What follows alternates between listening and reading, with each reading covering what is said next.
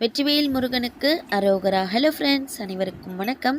இன்றைக்கி நம்ம வீட்டில் வேல்மாறல் வழிபாடோட 26ஆம் நாள். இன்றைக்கி நம்ம முருகப்பெருமானுடைய வேலுக்கு பாலும் தேனும் போட்டு அபிஷேகம் செஞ்சுட்டு நெய்வேத்தியம் கொய்யாப்பழம் வச்சு இன்றைக்கி சிம்பிளாக முடிச்சாச்சு வேல்மாறல் பூஜையை. இன்றைய வேல்மாறல் பதிகம் 11ஐ பார்க்கலாம்.